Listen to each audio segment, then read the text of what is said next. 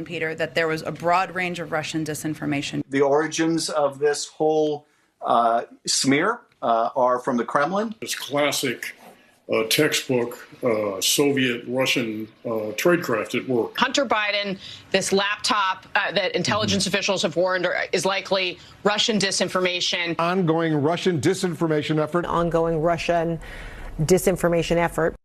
And we know Secretary of State Antony Blinken led the effort to get 51 former intelligence officials to write that letter suggesting the story was Russian disinformation. For years, the legacy media dismissed the reporting, and social media platforms censored access to it. Some 2 years later, some outlets finally admitted they were wrong, and the laptop story was true. The FBI even used the laptop to prosecute Hunter's gun charge case. President Biden insisted for years that he was never involved with Hunter's business dealings, despite emails and photos that showed clearly otherwise.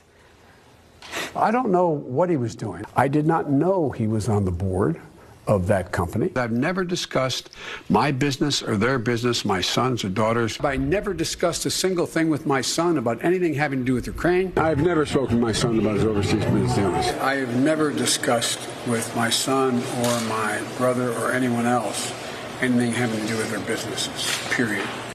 And Senator, you just wrote a new op-ed for FoxNews.com. The headline reads, "It's the 4th anniversary of the biggest lie the Biden-Harris administration ever told. It's only gotten worse." What's your message on all of that as we look back and do remember, Senator? The American people figured out long ago that President Biden and Vice President Harris have a very casual relationship with the truth. I mean, they told us they're not trying to take away gas stoves. They're not trying to take away gasoline-powered cars. The border's not open. The president's okay. The biggest lie they told was the Hunter Biden laptop, though. It was unconscionable 3 weeks before the last election. They just looked the American people in the eye and lied. It was led by the Secretary of State, who was a campaign member of the Biden-Harris team then. That single act, and the media, not all, but many members of the media participated. The social media companies participated.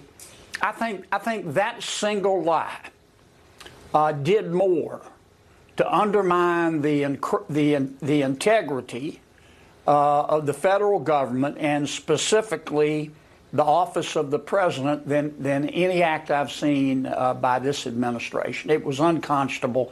And the number of people who knew better in the CIA and the FBI, led by Secretary Blinken, it just shocks the conscience. And it really hurts the institution of the presidency. It hurts these social media companies. And it hurts the institution of the media. I mean, what the American people have concluded is that many members, not all, but many members of the media no longer want to report on the world. They want to report on how to change the world, in their opinion. Yeah. And that's not what journalism is supposed to be about.